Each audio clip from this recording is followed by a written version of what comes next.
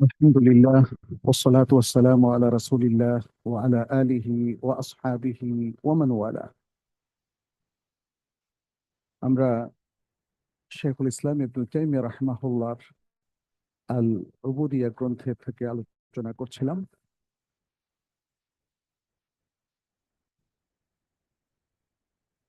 শেখুল ইসলাম ইবনে তাইমিয়া রাহিমাহুল্লাহ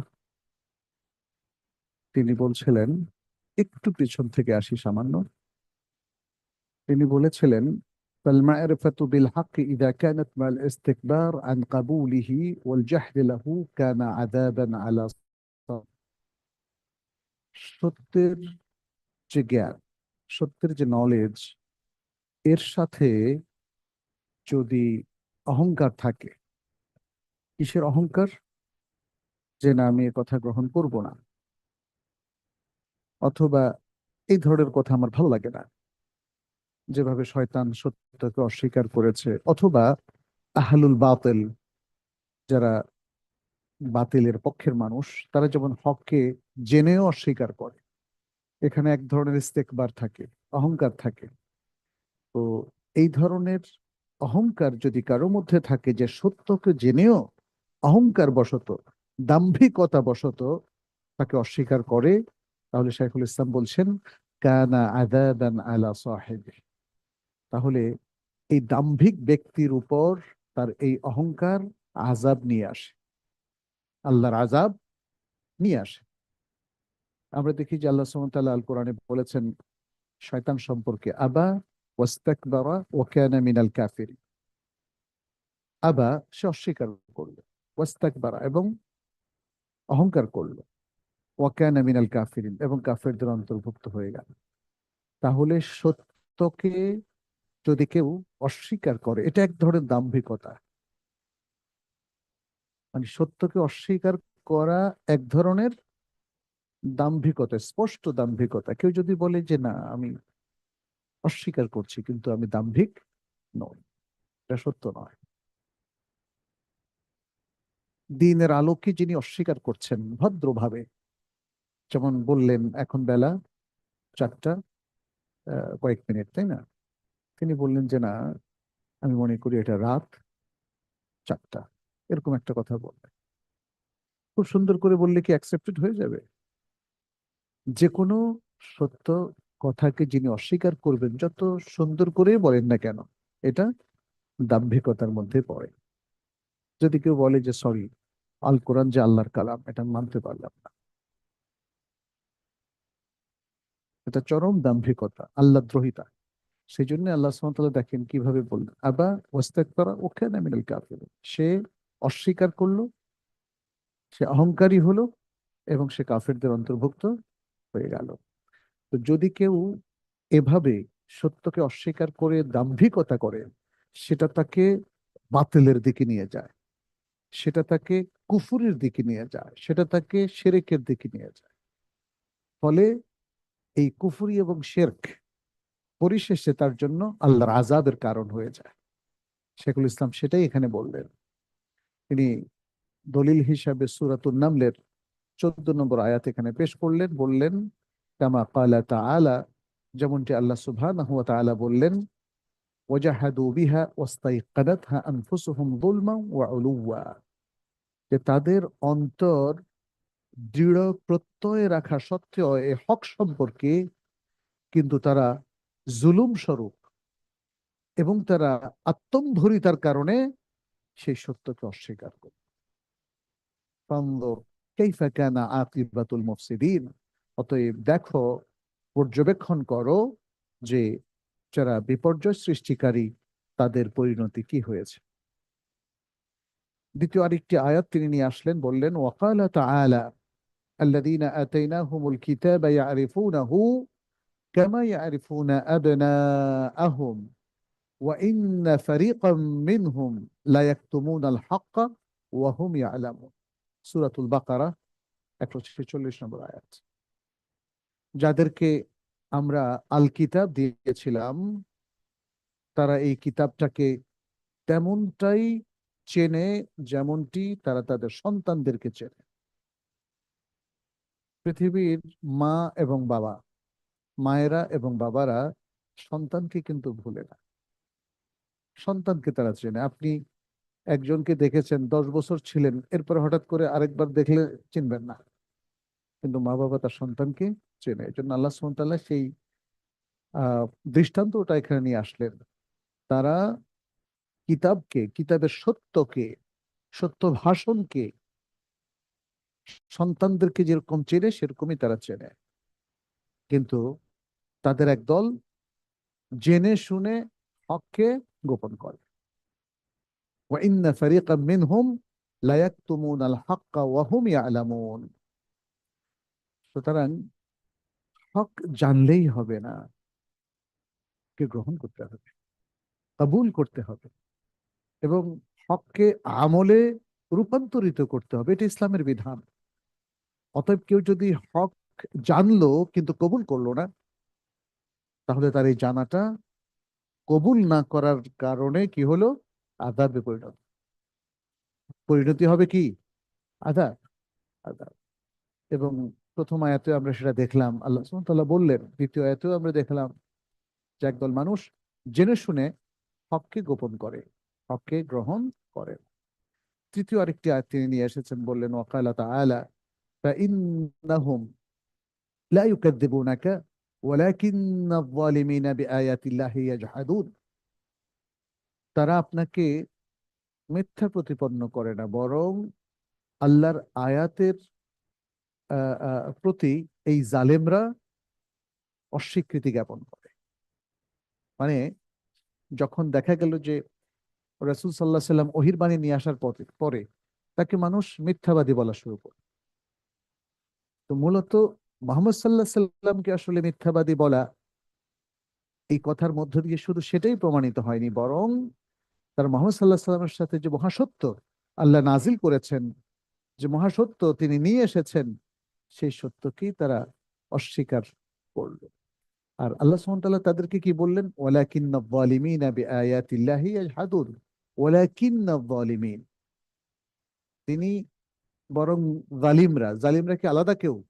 না, যারাই সত্যকে অস্বীকার করেছে তারাই জালিম। অতএব আল্লাহ তাআলা এই আয়াত দিয়ে এটাও বুঝালেন যে সত্যকে অস্বীকারী প্রত্যেক ব্যক্তি জালিম। প্রত্যেকে সত্যকে অস্বীকারী প্রত্যেক ব্যক্তি জালিম। সূরা আল-আনআমের 33 নম্বর আয়াত এটা। এরপর তিনি বলছেন ফাইন ইতারাফা আল আবদু আন্নাল্লাহ রাব্বুহু ওয়া খালিকুহু। যদি বান্দা স্বীকৃতি জ্ঞাপন করে যে আল্লাহ তার রব এবং তার স্রষ্টা, ওয়া আন্নাহু মুফতাকিরুন ইলাইহি মুহতাজুন ইলাইহি, আর এই বান্দা আল্লাহর দিকে মুহতাজ, আল্লাহর মুখাপেক্ষী, আরাফাল উবুদিয়াতাল মুতাআল্লাকাতা বিরুবুবিয়াতিল্লাহ, তাহলে সে এই রুবুবিয়তকে তো সে চিনতে পারলো, তাই না? তাহলে এই রুবুবিয়তের সাথে সংশ্লিষ্ট উবুদিয়তকেও সে জানতে পারবে। আমি যখন জানবো যে আল্লাহ আমার স্রষ্টা, তাহলে আল্লাহর প্রতি আমার যে দায়িত্ব বান্দা হিসাবে, সেটাও আমি জানতে পারবো। যখন জানবেন যে আপনি যেখানে এখন কাজ করছেন ইনি হচ্ছেন সেই অফিসের মালিক, তাকে চেনার সাথে সাথে তার প্রতি আপনার যে কর্তব্য সেটা জানতে পারবেন না? সবাই জানে। এই জন্য আমরা মানে বিষয়টা এমন দেখছি না যে আমি আল্লাহ সম্পর্কে জানলাম, আল্লাহ সম্পর্কে জানার পরে আর আমার কর্তব্য আমি ভুলে গেলাম। এই কথাটা এই জন্য গ্রহণযোগ্য হবে না। একজন ব্যক্তি তার অফিসের মেইন বসকে দেখার পরে দেখেন কতবার সেলুট দেয়, সালাম দেয়, তাই না? এবং তার কাছে ভালো হওয়ার চেষ্টা করে। তার স্বাভাবিক সেন্সটা বলে যে না, ইনার কাছে, ইনি যেহেতু আমাদের সর্বময় কর্তা, অতএব ইনার কাছে আমাকে ভালো থাকতে হবে। কিন্তু আমাদের বান্দা হিসেবে দেখেন কি দুর্দশা। আল্লাহকে চেনার পর, জানার পরেও তার বান্দা হতে হবে, ভালো বান্দা, এই সেন্সটুকু আমাদের আসে না। শেখুল ইসলাম বলছেন আসলে এটা আসে না কারণ আমরা আসলে উবুদিয়তের স্বীকৃতিটা দিচ্ছি না, রুবুবিয়তের স্বীকৃতিটাও ঠিক মতো দিচ্ছি না। এই জায়গায় প্রবলেম।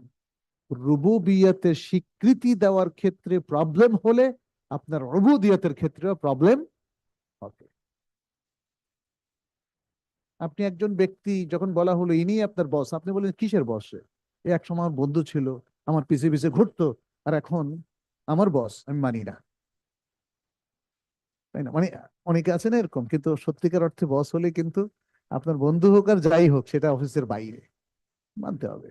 তা না হলে অফিস ডেকোরাম নষ্ট হয়ে যাবে এবং অফিসের প্রটোকল আর মেনটেন হবে না। আপনি যদি বসকে বলেন আপনার কোনো কথাই আমি মানি না, তাহলে কি অফিস চলবে? চলবে না। আপনি যদি আল্লাহকে বলেন আল্লাহ তুমি রব হও যাই হও, আমি তোমার কথা মানতে পারবো না, তাহলে আল্লাহর ভালো বান্দা হওয়া যাবে? সেটাই তিনি বললেন। তাহলে আসলে আল্লাহর রুবুবিয়তকে অ্যাকসেপ্ট করতে হবে। আল্লাহ আমার রব, এই কথাটাকে মানতে হবে। এই কথাটাকে মন থেকে মানতে পারলে তখন রবের মহত্ব, বিশালত্ব, তার কুদরত, তার এই সবকিছু আপনার কাছে প্রতিভাত হবে। কারণ তখন আপনি রবকে নিয়ে চিন্তা করবেন, রবের নাম এবং গুণাবলী নিয়ে চিন্তা করবেন, এবং এই গুণগুলোকে অ্যাকসেপ্ট করবেন। রব তখন আপনার হৃদয়ে বিশাল জায়গা দখল করে থাকবে, কারণ রবকে আপনি চিনতে পারলেন। ফলে তখনই আপনি অবদিয়াত বুঝতে পারবেন যে এই রবের কেমন আবেদ আমাদের হওয়া উচিত। তিনি আরো একটু ব্যাখ্যা করে বলছেন, ওয়াহাদাল আবদু ইয়াসআলু রাব্বাহ, আর এই বান্দা যে উবুদিয়াতকে চিনল, সে তার রবের কাছে প্রার্থনা করে। ওয়াতাদাররু ইলাইহি, তার কাছে বিনীত হয়। ওয়াতাওয়াক্কালু আলাইহি, এবং তার উপর নির্ভরতা স্থাপন করে, তাওয়াক্কুল করে।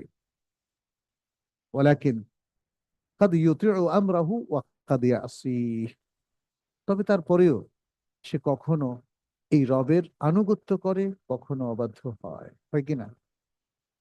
আল্লাহর ভালো ভালো বান্দারাও কিন্তু মাঝে মাঝে আল্লাহর কথার অন্যথা করে ফেলে, এবং সে তার মানে কিছু পাপ করে ফেলে। পাপ মানেই তো আল্লাহর অবাধ্যতা, ইচ্ছাই হোক অনিচ্ছাই হোক। ওয়াকাদ ইয়াবুদুহু মা যালিক, এখন বান্দাদের দুর্বল দিকটা তিনি এখানে তুলে ধরছেন। আর এই বান্দা কখনো আল্লাহর আনুগত্য করে, কখনো আল্লাহর অবাধ্য হয়, এবং এত সব কিছুর পরেও সে কখনো কখনো আল্লাহর ইবাদত করে।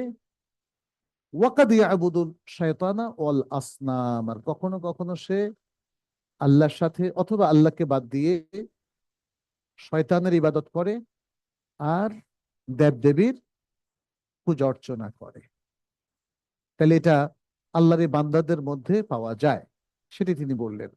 অমিতলু হাদিহিল উবুদিয়্যাহ লা তুফাররিকু বাইনা আহলিল জান্নাতি ওয়ান নার, এখন একজন বান্দা যে তার রবকে চিনলো, রবকে চেনার পরে রবের কাছে প্রার্থনা করলো, কান্নাকাটি করলো, তাওয়াক্কুল করলো, কখনো তার নির্দেশ মানলো, কখনো মানলো না, কখনো আল্লাহর ইবাদত করলো, কখনো গায়রুল্লাহর ইবাদত করলো।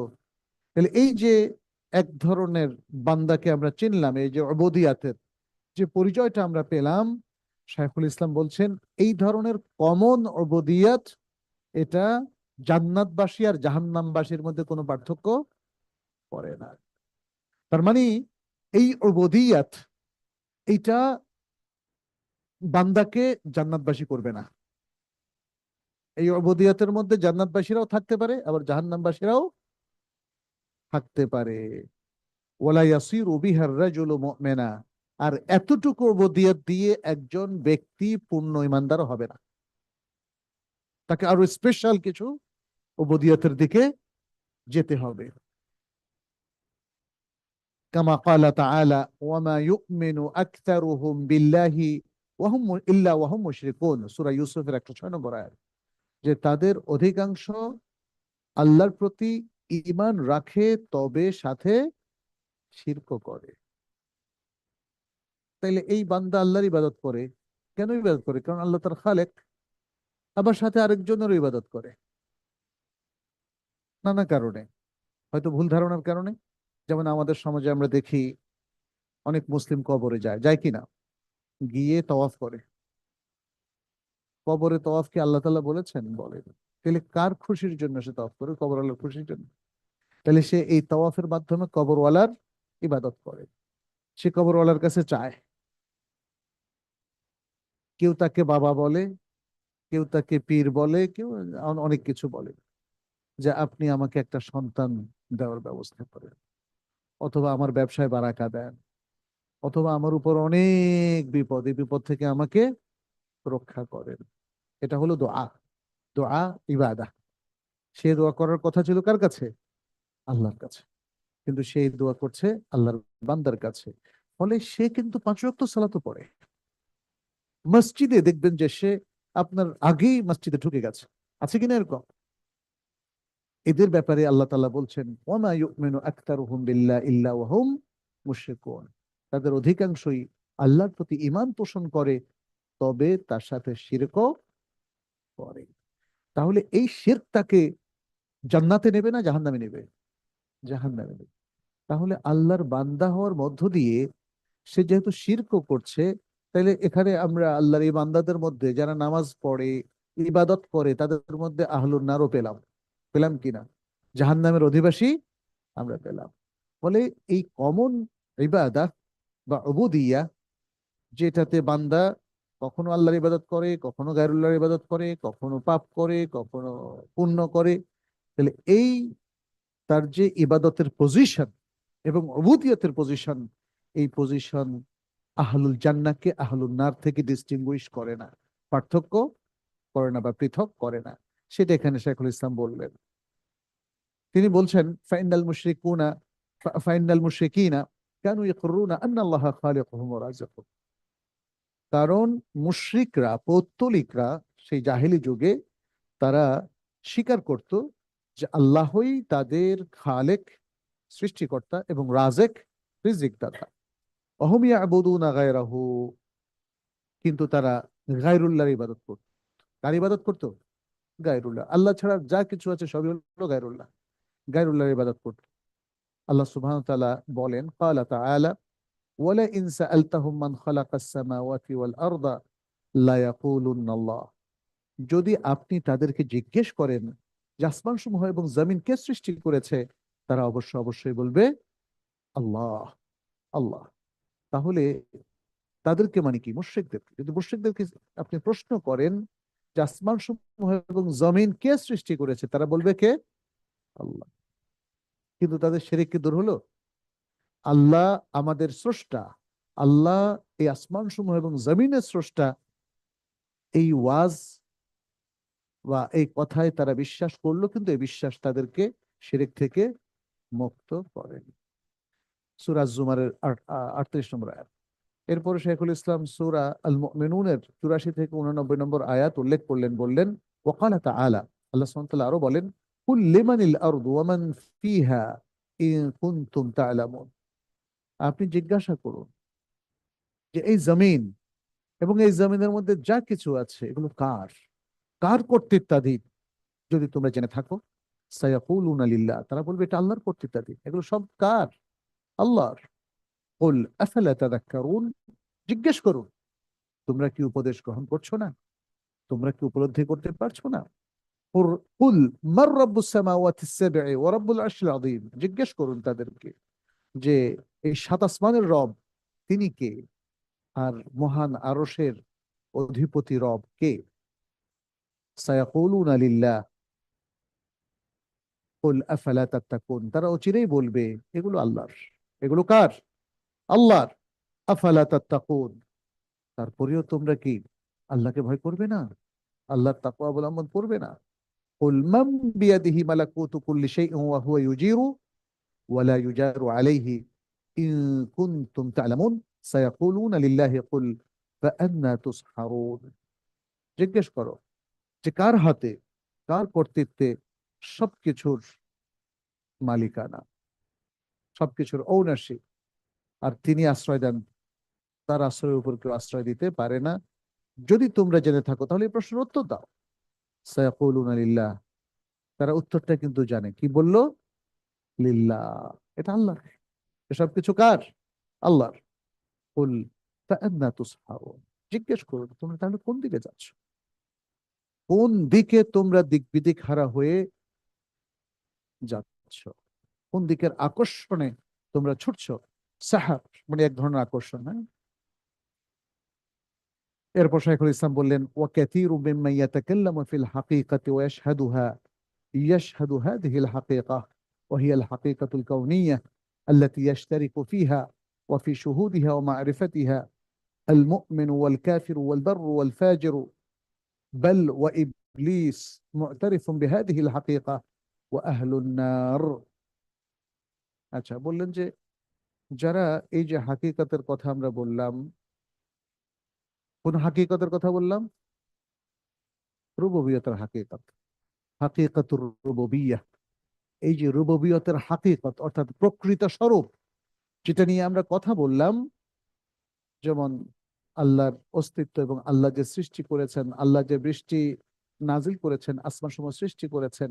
তো এই যে হাকিকতের কথা তিনি বললেন যে অধিকাংশ মানুষ যারা এই হাকিকত নিয়ে কথাবার্তা বলে এবং যারা এই হাকিকতকে দেখে, ওয়াচ করে ওয়াশহাদুহা ইয়াশহাদু হাদিহিল হাকিকা, তারা আরেকটা প্রকৃত সত্যকে প্রত্যক্ষ করবে। কি সেটা? ওহিয়াল হাকিকাতুল কাউনিয়া, এটা হলো জাগতিক একটা হাকিকত, জাগতিক পার্থিব এবং জাগতিক একটা মহাসত্যকেও তারা উপলব্ধি করবে, প্রত্যক্ষ করবে। আর এই হাকিকতটা আসলে সবাই প্রত্যক্ষ করে, মুমিনও প্রত্যক্ষ করে, কাফেরও প্রত্যক্ষ করে। প্রতিদিন সূর্য পূর্ব দিকে উঠে, এটা কি হাকিকত না? এই সূর্যকে কে উঠান? আল্লাহ। এটা মুমিন দেখে, কাফের দেখে না। আকাশ থেকে বৃষ্টি বর্ষণ করেন আল্লাহ, এটা কি শুধু মুমিন দেখে? কাফের। প্রত্যেকটা জিনিস। সে কথাই তিনি বলছেন আল্লাতী ইয়াশতারিকু ফীহা ওয়া ফী শুহুদিহা ওয়া মা'রিফাতিহা। এই যে হাকিকা কাউনিয়া, জগতে যত আল্লাহর নিদর্শনগুলো আছে, এই নিদর্শনগুলোর ক্ষেত্রে, এগুলো প্রত্যক্ষ করার ক্ষেত্রে এবং এগুলো জানার ক্ষেত্রে মুমিনরাও যেমন জানে, কাফেররাও তেমন জানে। পুণ্যবান ব্যক্তি যেমন জানে, পাপী ব্যক্তিও জানে। বরং তিনি বলছেন বাল ওয়াইআতিরিফু বাল ওয়া ইবলিসু মুতারিফুম বিহাদিহিল হাকিকা ওয়া আহলুন নার। বরং ইবলিস এবং জাহান্নামের অধিবাসীরাও এই হাকিকতকে স্বীকার করে। দলিল দিচ্ছেন তিনি। ক্বালা ইবলিস, ইবলিস বলল রব্বি ফাআনযিরনি ইলা ইয়াউমি ইউবআসুন, হে আমার রব, আপনি আমাকে ওই দিন পর্যন্ত একটু অবকাশ দিন যেদিন তাদেরকে পুনরুত্থিত করা হবে। ইয়াউমুল বা'থ, পুনরুত্থান দিবস পর্যন্ত আপনি আমাকে অবকাশ দিন। সূরাতুল হিজর, এটা সূরা সদের ৭৯ নম্বর আয়াত। সূরাতুল হিজরের ৩৯ নম্বর আয়াতে শয়তান ইবলিস আবারও বলছে রব্বি বিমা আগওয়াইতানি লাউযায়্যিনান্না লাহুম ফিল আরদি ওয়া লাউগওয়িয়ান্নাহুম আজমাইন। হে রব, রব্বি আসলে ছিল রব্বি, হে আমার রব। দেখেন, ইবলিস বলতেছে হে আমার রব, যেহেতু আপনি আমাকে ভ্রষ্ট হতে দিয়েছেন। দোষটা কার এখন? সে বলতেছে আল্লাহ আপনার, আপনি আমাকে ভ্রষ্ট করে দিয়েছেন। আপনি যেহেতু আমাকে ভ্রষ্ট হতে দিয়েছেন, অতএব আমি আপনার বান্দাদের জন্য জমিনকে বা জমিনের মধ্যে সবকিছুকে আমি সুশোভিত করে দেব। ওয়ালা উগওয়িয়ান্নাহুম, এবং আমিও তাদেরকে বিভ্রান্ত করব, বিচ্যুত করব, আজমাইন, সবাই। অর্থাৎ শয়তানের প্রচেষ্টা থাকবে আমাকে আপনাকে সহ সবাই, কাউকে বাদ দিবে না। আপনি যদি বলেন আমি তো আলহামদুলিল্লাহ নামাজ কালাম পড়তে পড়তে একটা জায়গায় চলে এসেছি, ইনশাআল্লাহ শয়তান আমাকে ধোকা দিতে পারবে না। এই তখনই দেখবেন যে শয়তানের ধোকাটা চালু হয়ে যাবে। পরের দিন দেখবেন যে আপনার তাহাজ্জুদ মিস, সালাত মিস, মানুষের সাথে আপনার ব্যবহার, অহংকার সেখানে প্রকাশ পাচ্ছে, বিনয় শেষ। এরপরে দেখবেন যে আপনি ভাবলেন যে আখেরাত তো অনেক কামাইছি, এবার একটু দুনিয়া কামাই, তাই না? এইভাবে শয়তান আমাদেরকে আসলে কিভাবে বিভ্রান্ত করে। শয়তান তো আল্লাহর কাছে শপথ করেছে, শয়তান আল্লাহর কাছে শপথ করে বলছে এবং আল্লাহর কাছে মানে কেন সে এতটা সিরিয়াস আল্লাহর বান্দাদেরকে বিভ্রান্ত করার ক্ষেত্রে, বলছে আল্লাহ তুমি আমাকে বিভ্রান্ত হতে দিছো, আমি তো তোমার কাছে প্রিয়ই ছিলাম, এখন আমার এই দশা, তাহলে তোমার বান্দাদেরকে আমি সুখে থাকতে দেব না। সূরা আল আরাফের মধ্যে বলছে আমি তাদের সামনে থেকে আসবো, তাদের পিছন থেকে আসবো, তাদের ডান দিক থেকে আসবো, তাদের বাম দিক থেকে আসবো। এখন আসছে কিনা? এখন দেখেন, শুধু যে ইবলিস শয়তান তা না, মানুষ শয়তানও কিন্তু আপনার সামনে বামে উপরে নিচে সব দিক থেকে আসছে। এটা কিন্তু শয়তানের কারখানা, ঠিক কিনা বলেন? এই শয়তানটাই, ইবলিস এখন তার সমস্ত প্রোগ্রাম এটার মধ্যে ঢুকাই দিচ্ছে। এখন আসছে কিনা বলেন? ইন্টারনেট কিভাবে আসে আমাদের কাছে? ওয়াইফাই, সুবহানাল্লাহ। আমি প্রথম ইন্টারনেট সম্পর্কে জানি 1996 হজে গেলাম। তখন একজন বুয়েট থেকে পাশ করা একজন ইঞ্জিনিয়ার, উনি কিং ফাহাদ ইউনিভার্সিটিতে পড়তেন, আমাদের সাথে হজে এসেছেন। আমাকে বললেন যে ইন্টারনেট নামক একটা টেকনোলজি আসছে। আমি বললাম, ইন্টারনেট কি? বলি যে ওটা বুঝবেন না। তাহলে আমি বলি যে একটু বুঝায় বলেন। বলছে, ইন্টারনেট বোঝার জন্য আপনাকে আর কি বলবো, এটা তো এখনো মানুষ জানে না, আমরা কিছু কিছু জানি যেহেতু ইঞ্জিনিয়ারিং এর ছাত্র আবার কিং ফাহাদ ইউনিভার্সিটিতে। এটা হলো এই যে বড় বড় পাহাড় দেখছেন না, পাহাড়ের ওই পাশের যে কোনো জিনিস এই পাশে সহজে চলে আসবে। মানে উনি এই উদাহরণটা দিয়েছেন হয়তো বোঝানোর জন্য, কিন্তু এটা তো কোনো উদাহরণ না, তাই না? এটা হচ্ছে অন্ধের হাতি দেখার মতো। তখন আমিও আসলে কিছু বুঝিনি, আমি বললাম তাইলে পাহাড়ের ওই পাশের জিনিস এই পাশে চলে আসবে। আল্লাহ। তাহলে আজকে এই টেকনোলজি কিন্তু আমাদের ইসলামের কাজে যতটা ব্যয় হচ্ছে, ইসলাম বিরোধী কাজে তার চেয়েও বেশি ব্যয় হচ্ছে। এর কারণ হলো আমরা সবাই দুনিয়াদার হয়ে গেছে।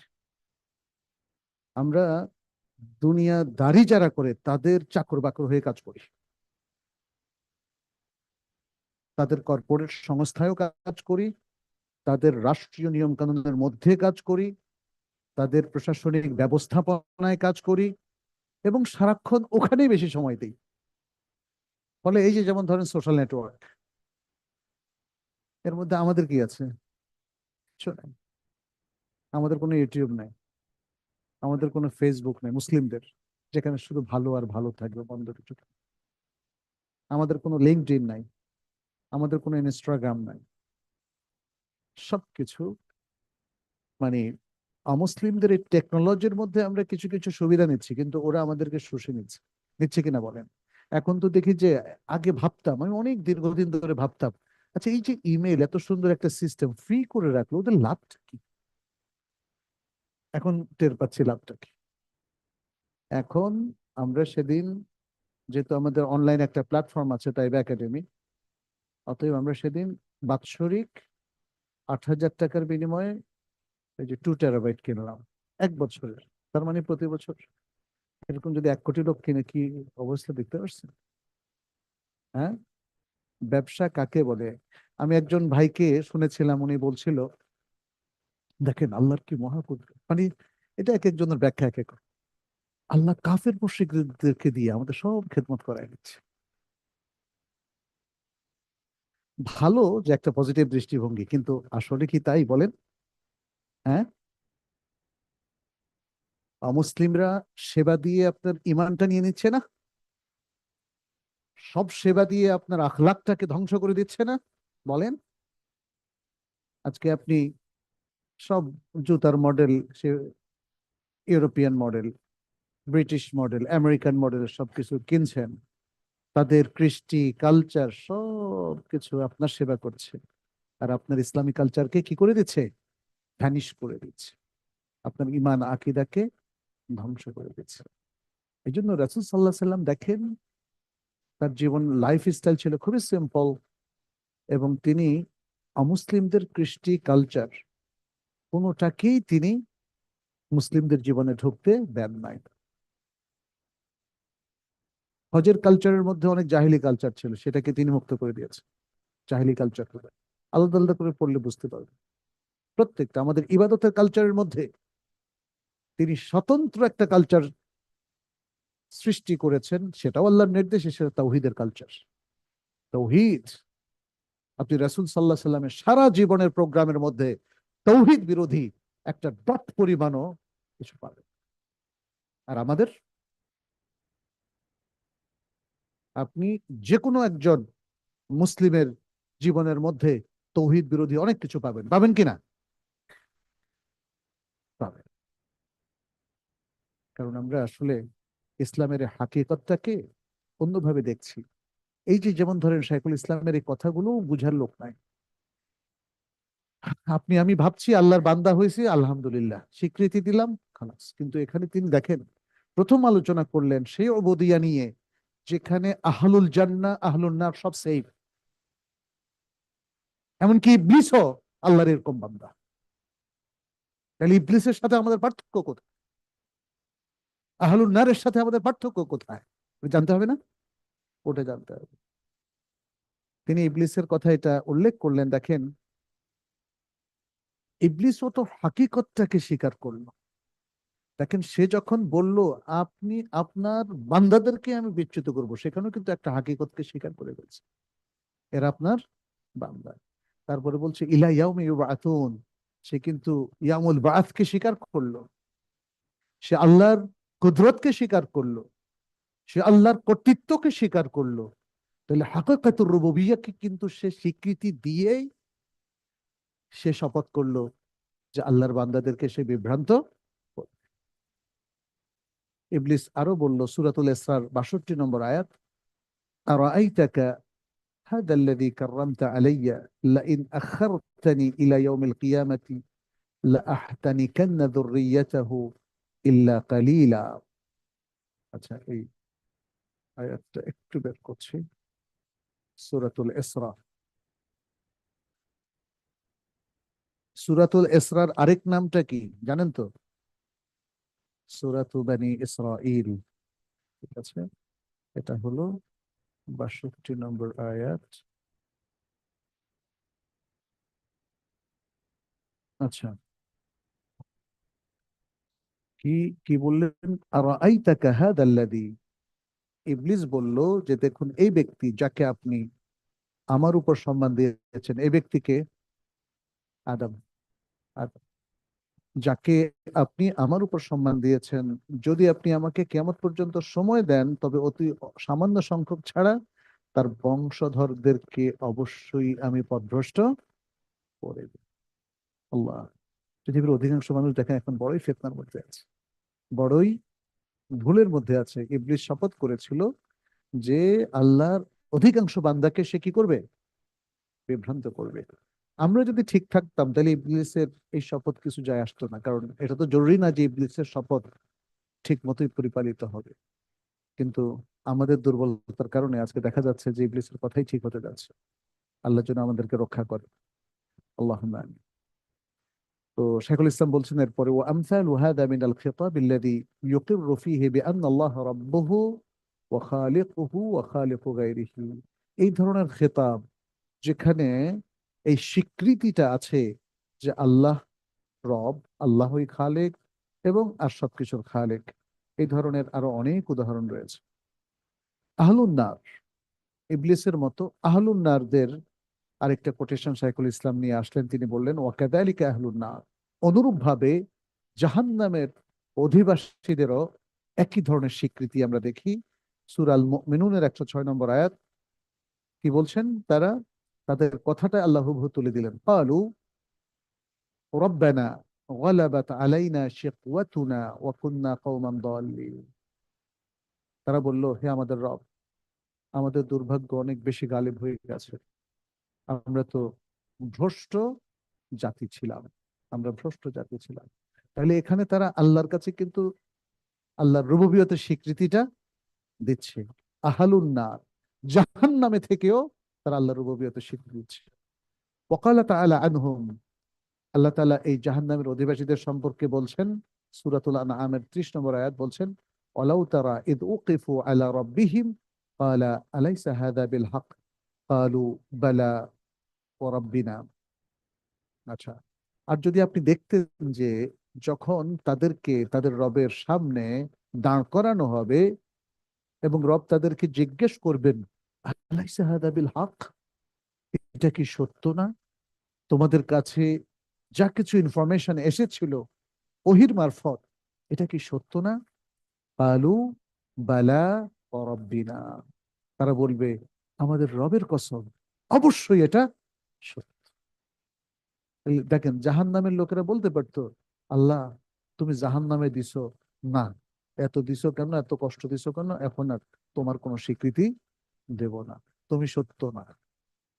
এটা তো তখনই আরো বেশি বলার কথা, কিন্তু তখন তো তাদের কাছে সত্য এমন প্রতিভাত হয়ে যাবে যে আসলে সেই সত্যকে অস্বীকার করার সাধ্য কারো নাই, ইবলিসেরও ছিল না এবং তাদেরও নাই।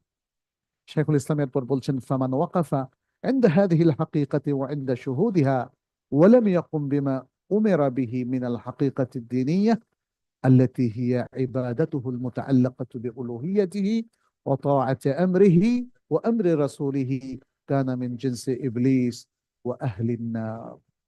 যে ব্যক্তি এই হাকিকতের কাছে দাঁড়াবে এবং এই হাকিকতকে প্রত্যক্ষ করবে, কিন্তু সে আরেকটা যে হাকিকত আছে, যে হাকিকতের নির্দেশ তাকে দেওয়া হয়েছিল, সেটা সে পরিপালন করলো না। আরেকটা হাকিকতটা কি বলেন তো দেখি, এখানে আরবি এবারতে পড়েছে। প্রথম হাকিকতটা হচ্ছে আল হাকিকা আল কাউনিয়া, এটা মনে রাখবেন। প্রথম হাকিকাটা হচ্ছে আল হাকিকা আল কাউনিয়া, পার্থিব হাকিকত। রুবুবিয়তের যে হাকিকত গুলো আমরা প্রত্যক্ষ করলাম, আমরা করলাম, কাফেররা করলো, অমুসলিমরা করলো, এটা হলো আল হাকিকা আল কাউনিয়া, জাগতিক হাকিকত, ওয়ার্ল্ডলি রিয়ালিটি। আর এটা হলো আল হাকিকা আদ-দিনিয়া। সেকেন্ড হাকিকতটা হলো আল হাকিকা আদ-দিনিয়া, দিনী হাকিকত। এখন এখানে আরেকটা খুব ইন্টারেস্টিং আলোচনা আছে, এবং এই আলোচনাগুলো শাইখুল ইসলাম খুবই মনসিয়ানার সাথে করেছেন, ফলে আমাদেরও বুঝতে সুবিধা, আমার মনে হয় আপনাদেরও বুঝতে সুবিধা হবে। এখানে দেখেন, আল্লাহর বিধান দুই রকম, একটা হলো কাউনি আর একটা হলো দ্বীনি। দ্বীনিটাকে শারঈও বলা হয়। কি বলা হয়? শারঈ। দ্বীনি শারঈ একই জিনিস। আর আরেকটা হলো কাউনি, পার্থিব। আল্লাহর পার্থিব কিছু বিধান আছে, যে বিধানটা থেকে সবাই বেনিফিট পায়। যেমন জমিনে উৎপাদিত খাদ্য মোমেন খেলেও বেনিফিট পাবে, যার মধ্যে যতগুলো ক্যালোরি আছে, ভিটামিন আছে, প্রোটিন আছে, এটা কি শুধু মোমেনের মধ্যে ঢুকবে, অমুসলিমের মধ্যে ঢুকবে না? সে বেনিফিটেড হবে না? হবে। সূর্যের আলো, এটা কাউনি একটা বিষয়। কে দিয়েছেন সূর্যের আলো? আল্লাহ। এই আলো মোমেনও পায়, মুশরিকও পায়, কাফেরও পায়, পৃথিবীর যে কেউ পশু পাখিও পায়। কাউনি, এটা সবার জন্য মানে ব্যাপক, আম ফর অল, এটা আল্লাহ তাআলা জেনারেলাইজ করে দিয়েছেন। বাট দ্বিতীয় হুকুমটা হচ্ছে, বা বিধান অথবা হাকিকত বলি, সেটা হলো হাকিকা দিনিয়া, হাকিকা শারঈয়া, আহকাম দিনিয়া, আহকাম শারঈয়া। এইটা যে মেনে নেয় সে মোমেন, আর যে মানে না সে গায়রু মোমেন, সে মোমেন না। আর এটার বেনিফিটটা তুলবে কে? মোমেন। কারণ এই দিনের হাকিকাতের অথবা দিনের হুকুমের বেনিফিট পেতে হলে মোমিন হওয়া ছাড়া আর কোনো উপায় না। ফলে এটার বেনিফিট কে পাবে? মোমিন পাবে। যেমন আল্লাহ সুবহানাহু ওয়া তাআলা আমাদেরকে সালাত ফরজ করেছেন, সালাত কি অমুসলিমরা পড়ে? পড়ে না। তাওয়াফ কি অমুসলিমরা করে? হজ কি অমুসলিমরা করে? এটা বাই ডিফল্ট। দিনই সমস্ত আমলগুলো মোমেনরাই করে। সুতরাং এই হাকিকা দিনিয়া অথবা শারঈয়া অথবা আহকাম দিনিয়া, এর বেনিফিটটা শুধু মোমেনরাই পাবে, মোমেন ছাড়া আর কেউ বেনিফিট পাবে না, পাওয়ার কথা না। আচ্ছা, এখন যদি কোনো অমুসলিম বলে যে না, মোমেনরা এত বেনিফিট নামাজ পড়ে পাবে, তাহলে আমিও নামাজ পড়া শুরু, ধরেন নামাজ পড়া শুরু করলো এবং কোরবানি দেওয়া শুরু করলো, তারপরে আরো ভালো কিছু জাকাত দেওয়া, সাদাকা দেওয়া শুরু করলো। তাকে জিজ্ঞেস করা হলো, তুমি কি তাহলে ইমানদার? বলছে না। আল্লাহর অস্তিত্বে বিশ্বাসী না। তাহলে তুমি এগুলো করছো কেন? হয়তো সে বলবে যে আমি মুমিনদেরকে দেখেছি, এগুলোর মাধ্যমে সে অনেক কিছু পাবে, এমনকি আখিরাতে প্যারাডাইসও পাবে, সুতরাং আমি এগুলো করছি, আমি এগুলো পাবো। সে কি পাবে? সে পাবে সে পাবে না, কারণ তার পাওয়ার জন্য যে শর্তটা ছিল সেটা কি? ইমান। ওয়াকাদিমনা ইলা মা আমিলু মিন আমালিন ফাজআলনাহু হাবাআন মানথুরা। আর তারা অনেক আমল করে, আমরা সেটাকে নিষ্ফল করে দেই। দেখেন আল্লাহ সুবহানাহু ওয়া তাআলা বলেছেন যে তাহলে অমুসলিমদের ইমানের মধ্যে প্রবেশের আগ পর্যন্ত তাদের কোনো আমলের দিনই বেনিফিট তারা পাবে। পৃথিবীতে অনেক দিন আছে, অনেক ধর্ম আছে, আছে না? অনেক মানুষ বলে যে সব ধর্মই সঠিক, সব ধর্মের লোকেরাই জান্নাতে যাবে। এখন সেই জান্নাতকে কেউ জান্নাত বলে, কেউ স্বর্গ বলে। ব্যাপারটা কি আসলে তাই? না, এভাবে বলার কোনো সুযোগ নাই, কোনো ধর্মের মধ্যে এভাবে বলা হয় না। প্রত্যেক ধর্মের নিজস্ব একটা অভিব্যক্তি আছে, ভাষণ আছে, বক্তব্য আছে, আকীদা আছে। আমাদেরকে বলতে হবে, আমরা যারা মুসলিম, ইসলামী বিধানটা বলতে হবে, আল কোরআন এবং আস-সুন্নাহর বক্তব্যটা বলতে হবে। সেখানে বলাই হয়েছে পৃথিবীর যে কেউ যদি সে ইমানের মধ্যে আসে, তাহলে সে আল্লাহর কাছে পানাহ পেতে পারে, আল্লাহর কাছে কল্যাণ লাভ করতে পারে, সে জান্নাতে যেতে পারে। আহলুল জান্নাহ হতে কারো কোনো বাধা নাই। একটাই প্রধানতম বাধা, সেটা হলো ইমান না থাকা। ইমান যদি কেউ আনয়ন করে, তাহলে আমরা অসংখ্য হাদিস পাই যেখানে বলা হয়েছে যার অন্তরে হাব্বাতু খারদালিম মিনাল ঈমান, ইমানের একটা সরষে দানা পরিমাণও বাকি থাকে, তিনি জান্নাতে যাবেন, তিনি জান্নাতে যাবেন, বিশুদ্ধ হাদিস দ্বারা প্রমাণিত। যাই হোক, এখানে তিনি বলছেন যারা এই হাকিকতটাকে মেনে নেয় এবং তারপরে দিনই যে হাকিকত সে অনুযায়ী আল্লাহ তাকে যে নির্দেশ দিয়েছেন সেটা আর সে মানলো না, পরিপালন করলো না। দিনই যে হাকিকত সেটা মূলত আল্লাহর উলুহিয়াতের সাথে সম্পর্কিত ইবাদত এবং আল্লাহর নির্দেশ মানার সাথে সম্পর্কিত, রাসূল সাল্লাল্লাহু আলাইহি সাল্লামের নির্দেশ মানার সাথে এবং তার আনুগত্য করার সাথে সম্পর্কিত। এখানে হাকিকা দিনিয়া তিনি ব্যাখ্যাটা দিলেন। হাকিকা দিনিয়া হলো যেটা আল্লাহর ইবাদত। হাকিকা দিনিয়াটা কি? মূলত আল্লাহর ইবাদত, এবং এটা আল্লাহর উলুহিয়াতের সাথে সম্পৃক্ত, আল্লাহ এবং তার রাসূলের তাআত আনুগত্যের সাথে সম্পর্কিত।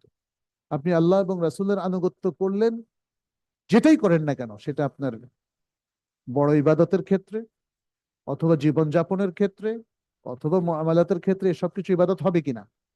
সবকিছু ইবাদত হবে। এটা হলো হাকিকাতি নিয়া। ইসলাম বলছে এটা হারাম, আপনিও বলবেন এটা হারাম।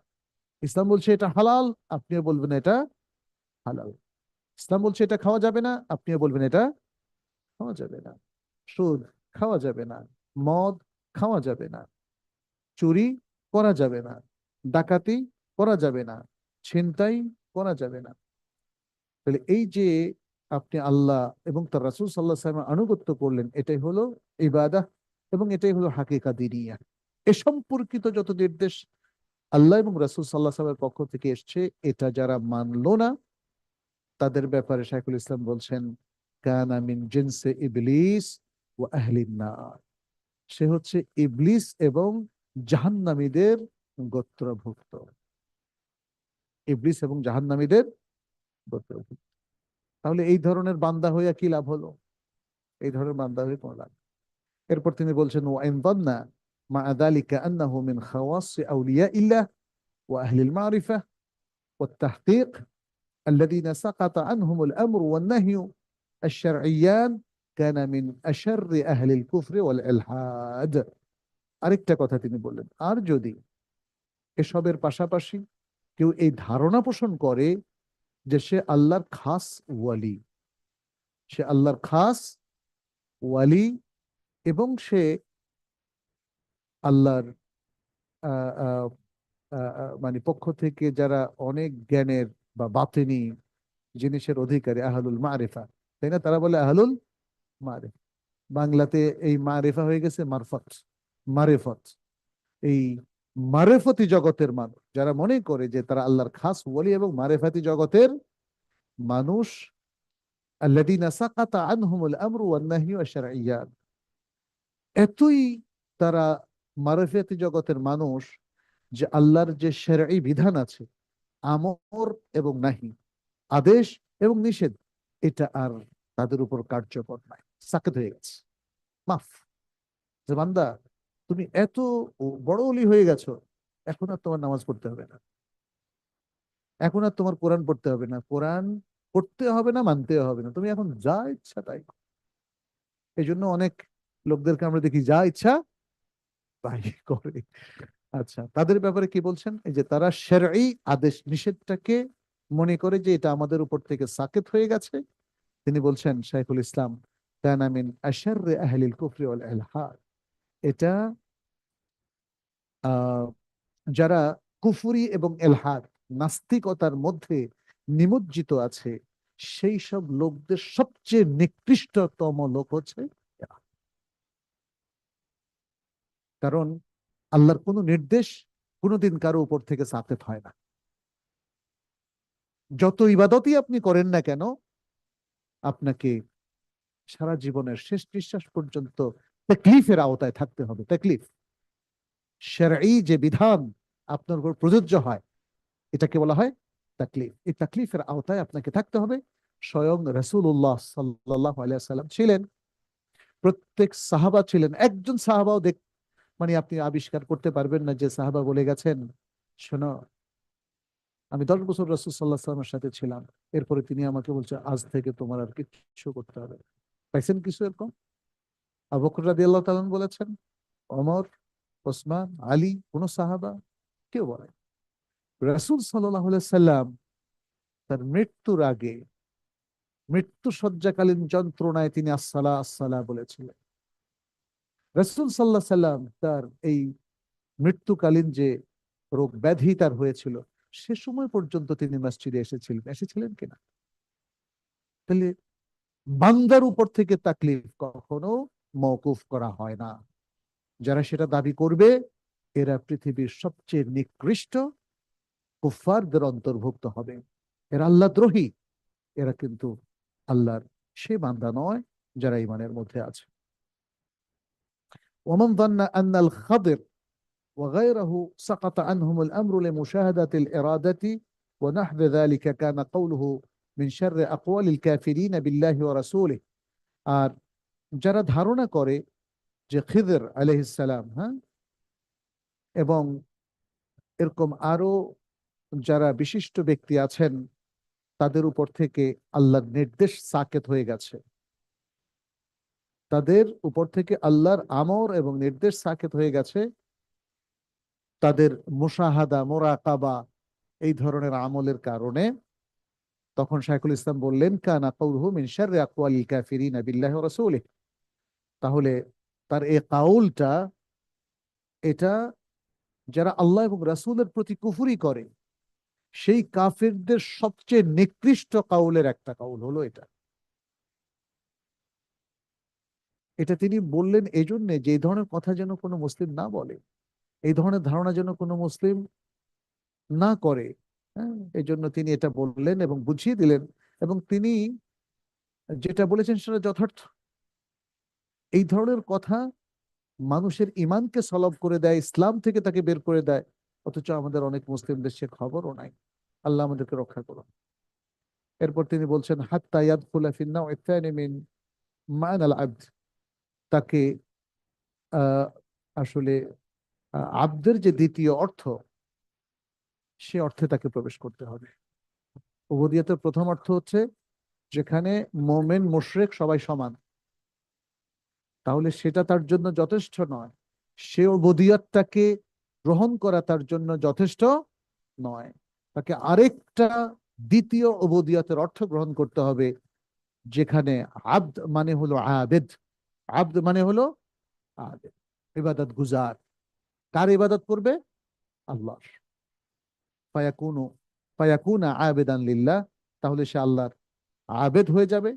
লা ইয়াবুদু ইল্লা ইয়াহ, সে আল্লাহ ছাড়া আর কারো ইবাদত করবে না। ফায়ুতিআ আমরাহু ওয়া আমরা রুসুলিহি, এবং সে আল্লাহর নির্দেশ মান্য করবে, তার রাসূলের নির্দেশ মান্য করবে। ওয়া ইউওয়ালিয়া আউলিয়াহু আল মুমিনিন আল মুত্তাকিন ওয়া ইউআদিয়া আ'দাআহ, এবং তাহলে সে আল্লাহর মোমেন মুত্তাকিন ওয়ালিদেরকে সে নিজেও বন্ধু ভাববে, বন্ধু বানাবে, এবং আল্লাহর যারা শত্রু তাদেরকে সে শত্রু বানাবে। এতটুকু পর্যন্ত মনে হয় আলোচনা ক্লিয়ার, তাই না?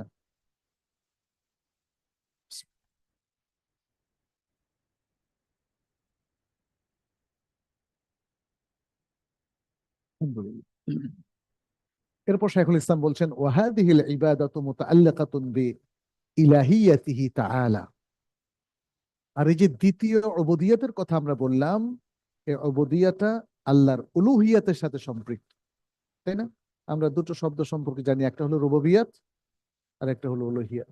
তাহলে রুবুবিয়াতের সাথে সম্পৃক্ত যে জ্ঞান, এটা সবার আছে, মোমেনেরও আছে, মোমেন নয় এমন ব্যক্তিরও আছে।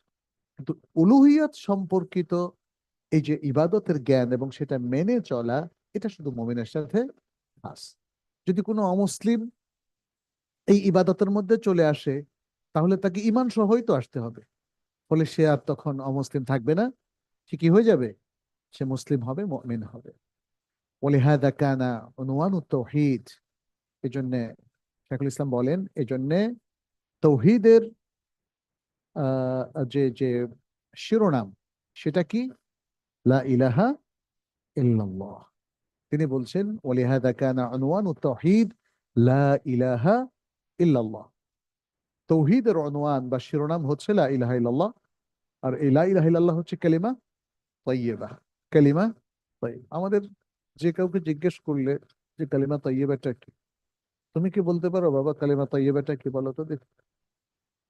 আচ্ছা, সবাইকে জিজ্ঞেস করলে কি বলে? লা ইলাহা ইল্লাল্লাহু মুহাম্মাদুর রাসূল। কিন্তু আসলে কালিমা তাইয়্যিবা শুধু লা ইলাহা ইল্লাল্লাহ। লা ইলাহা ইল্লাল্লাহ, এতটুকু। বিখিলাফি মান ইউকিররু বিরুবুবিয়্যাতিহি ওয়া লা ইয়াবুদুহু। এটা ওই ব্যক্তির খেলাফ যে আল্লাহকে রব হিসাবে মানে, আল্লাহর রুবুবিয়তকে মেনে নেয় কিন্তু তার ইবাদত। এরকম মোমেনের সংখ্যা কিন্তু অনেক। বাংলাদেশে প্রচুর মানুষ বলে যে আমি আল্লাহকে মানি, কিন্তু নামাজ পড়ে না। আছে কিনা বলে? এদের সংখ্যা কি কম না বেশি? এদের সংখ্যা কিন্তু এখন অনেক বেশি, ভয়ঙ্কর ঝুঁকিতে আছে এরা। আমরা নিশ্চিত নই আমাদের এই সকল ভাইয়েরা যারা নিজেদেরকে মুসলিম মনে করেন, সালাত পড়েন না, তারা কি ঈমান নিয়ে যেতে পারেন কিনা, সেই সৌভাগ্য তাদের হয় কিনা। তবে আলহামদুলিল্লাহ আমরা দেখতে পাচ্ছি আমাদের অনেক ভাই বেরাদার যারা বিভিন্ন জায়গায় চাকরি বাকরি ব্যবসা বাণিজ্য করেন, বা মোটামুটি বেশ টাকা পয়সার মালিক হয়েছেন অথবা প্রভাবশালী হয়েছেন, এদের অনেকেই দিনের দিকে ফিরে আসছে। এটা খুব ভালো। দিনের দিকে ফিরে আসা মানেই হচ্ছে ঠিক মতো ফরজ ওয়াজিব গুলো মেনে চলা, সালাদটাকে ঠিক মতো আদায় করা, বিশুদ্ধ আকীদার অনুসারী হওয়ার জন্য প্রাণান্তকর চেষ্টা করা। তাদের কথা আলাদা। কিন্তু যারা নিজেরা নিজেদের পরিচয় মোমেন মুসলিম হিসাবে দেওয়ার পরেও তারা সালাত পড়ে না, জাকাত দেয় না, তারা বড় ঝুঁকির মধ্যে আছে। সে কথাটাই শেখুল ইসলাম বলছেন, বেখিলাফি মান ইউকিররু বিরুবুবিয়্যাতিহি। ওই ব্যক্তির কথা ভিন্ন যে আল্লাহর রুবুবিয়তের স্বীকৃতি দিচ্ছে, ওয়ালাকিন লা ইয়াবুদুহু, কিন্তু সে আল্লাহর ইবাদত করছে না, অথবা এই ইবাদতের একটা গুরুত্বপূর্ণ অংশ ছেড়ে দিচ্ছে। আল্লাহর ইবাদত যিনি করছেন, তিনি কত পার্সেন্ট ইবাদত করলে ওকে? বলেন তো, কত পার্সেন্ট ফরজ ইবাদত করলে ওকে? আপনারা বলেন। হ্যাঁ, 100%, নাকি 90, না 70, না 80? 100%। উত্তরও 100% সঠিক। কিন্তু যদি বলতেন 99%, তাইলে উত্তর 100% বেঠিক। এটা বুঝতে হবে। আহারে, কে শেখাবে আমাদের মুসলিম ভাই বোনদেরকে? এত এত শিক্ষা, এত এত কলেজ ইউনিভার্সিটি, এই ছোট্ট কথাটা শেখানো হলো না যে মুসলিম যদি ইবাদত 100% ঠিক না রাখে, তাহলে সে 100% বেঠিক। এখানে 99%, 98% ইমান ঠিক রাখা আর ইবাদত ঠিক রাখাটাও আসলে গ্রহণযোগ্য নয়। সেই বিশ্লেষণে আপনি দেখবেন আজকে আমার আমার আত্মীয় স্বজনের মধ্যে অনেক সমস্যা। তারা জরুরি ইবাদত গুলো করছে না, তারা জরুরি আকীদাগুলো শিখছে না, তারা জরুরি তৌহিদের বাণীগুলো ধারণ করছে না। কত বড় ঝুঁকির মধ্যে আছে! ইয়া সালাম, কত বড় ঝুঁকির মধ্যে আছে! প্রিয় ভাইরা, আহ, আমরা শাইখুল ইসলামের জন্য দোয়া করি। কি সুন্দর কথাগুলো, এত সুন্দর করে আর কেউ বলেনি। অনেক বই তো পড়েছি, এত সুন্দর করে আর কেউ বলেনি, এত সুন্দর করে আর কেউ বুঝায় নাই। সুবহানাল্লাহ, রাহমাহুল্লাহ। বলছেন বেখিলাফে মা ইউকিররু বিরুবুবিয়্যাতিহি ওয়া লা ইয়াবুদুহু আও ইয়াবুদু মাআহু ইলাহান আখার। ওই ব্যক্তির কথা ভিন্ন যে আল্লাহর রুবুবিয়তকে স্বীকার করে বটে, তবে তার ইবাদত করে না, অথবা তার ইবাদত করে কিন্তু তার সাথে অন্য কিছুরও ইবাদত করে। শাইখুল ইসলামের পরে বলছেন ফাল ইলাহু হুয়াল্লাযী ইয়াহলাহুল কলবু বিকামালিল হুব্বি ওয়াত তাযীম। সুতরাং ইলাহ হলো সেই যাকে অন্তর ইলাহ হিসাবে স্বীকৃতি দেয়, তার প্রতি পূর্ণ ভালোবাসা পোষণ করে এবং পূর্ণ শ্রদ্ধাবোধ পোষণ করে। এই জন্য আপনি দেখবেন, আপনি বলতেছেন আমার আল্লাহকে আমার এত ভালো লাগে, এটা কি তাহলে অন্য ধর্মের লোকরা তাদের মূর্তি কি কি এত ভালো লাগে? আপনার আল্লাহকে আপনার যত ভালো লাগে, কোনো কোনো ক্ষেত্রে অন্য ধর্মের লোক বা পৌত্তলিক কোনো লোকের মূর্তিকে আরো বেশি ভালো লাগতে পারে। আপনার আল্লাহকে এত ভালো লাগে, তার নমুনা কি? সকালবেলা ঘুমিয়ে থাকেন কেন? হ্যাঁ, আপনার আল্লাহকে এত ভালো লাগে, এত যদি ভালো লাগে তাহাজ্জুদে ওঠেন না কেন? হ্যাঁ, এত যদি ভালো লাগে আল্লাহর হুকুক গুলো আদায়ে এত গাফলতি কেন? আল্লাহর বান্দাদের হক কিভাবে আমরা লঙ্ঘন করতে পারি বলেন? এতই যদি আল্লাহকে ভালো লাগে, তাই না? অতএব আমরা যখন দাবি করছি, আমাদের কোন ইন্ডিভিজুয়াল দাবি করছেন যে আল্লাহকে আমার অনেক ভালো লাগে, আমরা তখন আপনার আমল দেখবো, আমাদের আগে আল্লাহ দেখবেন। আমরা হয়তো দেখবো যে আপনার আমল সব ঠিক আছে, কিন্তু কোথাও কোনো বেঠিক থাকলে আল্লাহকে দেখবেন না। আপনার দাবি আমাদের কাছে প্লেস করে কোনো লাভ নেই। আপনি আপনার আল্লাহর সাথে বুঝেন আল্লাহকে কি সত্যি আপনার ভালো লাগে, তাহলে আল্লাহর সাথে আপনি বুঝেন। আমাদেরকে বুঝায় কি লাভ?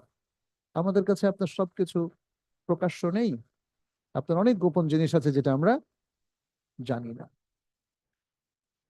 কিন্তু এটা প্রমাণিত যে মুসলিমদের অনেকে মিথ্যা দাবি করে। সত্যিকার অর্থে আল্লাহকে যতটা ভালোবাসা দরকার ততটা ভালোবাসা অনেকের নাই। আল্লাহর যেভাবে ইবাদত করা দরকার সেভাবে অনেক মানুষ আল্লাহর ইবাদত করে না। আল্লাহর উবুদিয়তের সংরক্ষণ এবং হেফাজত যেভাবে করা দরকার সেভাবে অনেক মানুষই সংরক্ষণ করে না। এখানে কিন্তু ইলাহ হলো, তাহলে আমি যদি বলি আল্লাহু ইলাহুনা, আল্লাহ আমাদের ইলাহ, তাহলে এই সংজ্ঞাটা আপনার সেখানে ইমপ্লিমেন্ট করতে হবে কি? যে আল্লাহর প্রতি আপনার অন্তরের বিশাল মাহাব্বা থাকতে হবে, আল্লাহর প্রতি শ্রদ্ধা বোধ থাকতে হবে, এবং আল্লাহর প্রতি আকর্ষণ বোধ করতে হবে, আল্লাহর প্রতি পূর্ণ ঈমান থাকতে হবে, আল্লাহর প্রতি তাওয়াক্কুল থাকতে হবে। এখানে শাইখুল ইসলাম তাহলে বললেন কি? তাহলে ইলাহু হুয়াল্লাযী ইয়াহলাহুল কলবু বিকামালিল হুব্বি ওয়াত তাযীম ওয়াল ইজলালি ওয়াল ইকরাম ওয়াল খাউফি ওয়ার রাজা ওয়া নাহবি যালিক। তিনি বলছেন ইলাহের প্রতি থাকতে হবে কি? পরিপূর্ণ ভালোবাসা। পরিপূর্ণ, অর্ধেক ভালোবাসা, হ্যাঁ, পরিপূর্ণ ভালোবাসা, পরিপূর্ণ তাদির, সম্মান, পরিপূর্ণ ইজলাল এবং একরাম, শ্রদ্ধাবোধ, পরিপূর্ণ খাউফ, ভয় ভীতি, ওয়ার রাজা, এবং পরিপূর্ণ আশা।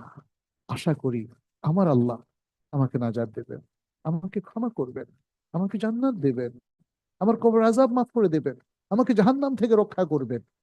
এই যে আশাটা, এই আশাটাও পরিপূর্ণভাবে থাকতে হবে। আমি দেখলাম সুবহানাল্লাহ, অনেক মানুষ কি বিনয় করে নাকি না জানার কারণে বলে আমি জানি না আমি যে তাহাজ্জুদ পড়ি আল্লাহ কবুল করবেন কি, আমি জানি না আমার কোরবানি কবুল হবে কিনা, হজ তো ভালোভাবেই করে আসলাম, কিন্তু এই হজ আল্লাহর দরবারে কবুল হবে কিনা আমি জানি না। আপনি সন্দেহ পোষণ করছেন কেন? আপনার আশা করতে দোষ কি ছিল? আপনি কি এটা বলতে পারতেন না, আমি আল্লাহর কাছে আশা করি এই জন্য আমার হজকে কবুল করুন? আপনি তো পজিটিভ অ্যাপ্রোচে কথা না বলে আপনি নিজেই সন্দিহান মুসলিমে পরিণত হয়ে গেলেন। হ্যাঁ, আপনি সন্দেহ প্রকাশ করলেন আপনার ইবাদত আল্লাহর কাছে কবুল হবে কি, এটা ঠিক না। এই জন্য পূর্ণ খাউফ, কামালুল খাউফ থাকতে হবে, কামালুর রাজা থাকতে হবে, কামালুল হুব থাকতে হবে, কামালুত তাযীম ওয়াল ইজলাল ওয়াল ইহতিরাম। আল্লাহর প্রতি পূর্ণ সম্মান বোধ থাকতে হবে, পূর্ণ ভালোবাসা থাকতে হবে, পূর্ণ ভীতি থাকতে হবে, এবং পূর্ণ আশাও থাকতে হবে। وهذه العبادة هي التي يحبها الله ويرضاها।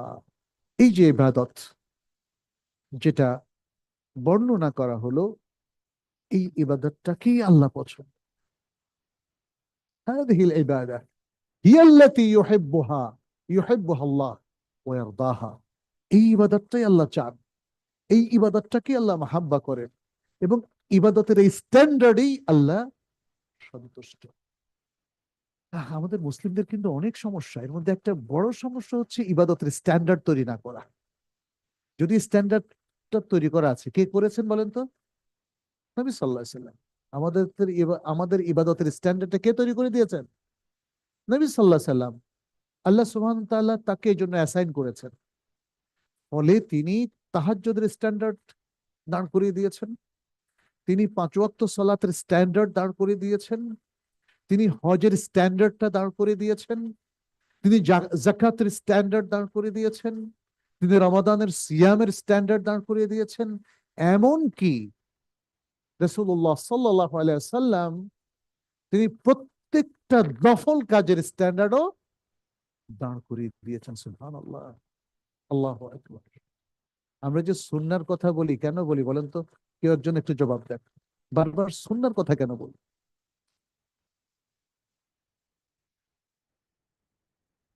জাযাকাল্লাহ খাইর, সুন্দর। কারণ সুন্নাহ স্ট্যান্ডার্ডটা সেট করেছে, আপনি আর কোথাও ইসলামের স্ট্যান্ডার্ড পাবেন না।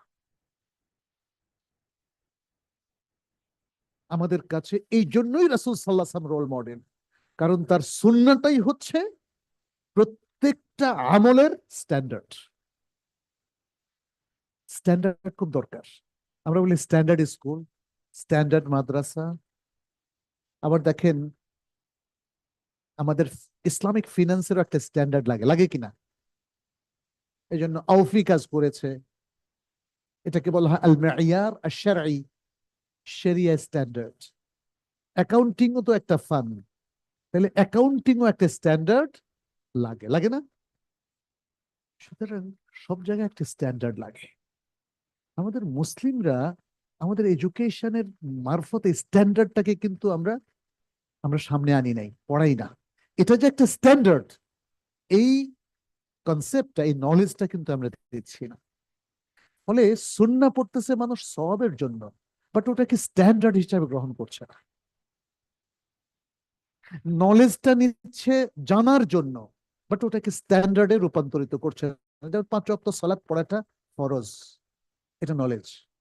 স্ট্যান্ডার্ডটা কি? স্ট্যান্ডার্ড হচ্ছে 5 ওয়াক্ত সালাত আউয়াল ওয়াক্তে, ঠিক রাসূল সাল্লাল্লাহু আলাইহি ওয়াসাল্লাম সবচেয়ে শ্রেষ্ঠতম ভাবে যেভাবে পড়েছেন সেভাবে পড়া, অন্তত পক্ষে ওয়াক্তের মধ্যে পড়া। হাইস্ট স্ট্যান্ডার্ড আর লোয়েস্ট স্ট্যান্ডার্ড দুটোই আমাদেরকে জানতে হবে। আপনি যদি হাইস্টটা মেনটেন করতে না পারেন, তাহলে লোয়েস্টটা মেনটেন করেন। এই জিনিসগুলো যদি আমরা ভালো করে না শিখি, তাহলে উবুদিয়তের স্ট্যান্ডার্ডটাও কোনোদিন আমাদের জানা হবে না। আপনি বলবেন আমি আল্লাহর বান্দা, ওকে, বাট আল্লাহর বান্দার স্ট্যান্ডার্ডটা আপনার কোনোদিনই রপ্ত করা হবে না যদি আপনি এই স্ট্যান্ডার্ড গুলো সম্পর্কে অবহিত না হন। শাইখুল ইসলাম কিন্তু সেই জিনিসগুলো বললেন রাহমাহুল্লাহ, সুবহানাল্লাহ। আপনি নিজে নিজে পড়লে হয়তো একটু যদি চিন্তা গবেষণা করে পড়েন, তাহলে এই জিনিসগুলো এক্সপ্লোর করতে পারবেন। আদারওয়াইজ মনে হবে মানে একটু পড়ে গেলেন ফরফর করে, কিছুই মাথায় ঢুকলো না। আমার কাছে মনে হয় আজকের এই অংশটা আমার কাছে অত্যন্ত গুরুত্বপূর্ণ মনে হচ্ছে, যেটা যেটা আমাদের মাথায় আসলে রাখা দরকার। তিনি বলছেন, ওয়াহাদিহিল ইবাদাতু وهذه العبادة هي التي يحبها الله ويرضاها وبها وصف المصطفين من عباده وبها بعث رسله। তিনি বলছেন যে আহ, ইবাদতের এই যে স্ট্যান্ডার্ডের কথা তিনি বললেন, এটা দিয়েই তিনি তার নির্বাচিত বান্দাদেরকে, নবী রাসূলদেরকে বর্ণনা করলেন তার বান্দাদের মধ্য থেকে, এবং এই স্ট্যান্ডার্ড দিয়ে তিনি তার রাসূলদেরকেও প্রেরণ করেছেন। রাসূলরা মানুষের মধ্যে আল্লাহর উবুদিয়তের হাইস্ট পজিশন তারা হোল্ড করতেন। এই কারণে, কারণ তারা উবুদিয়তকে বুঝেছিলেন।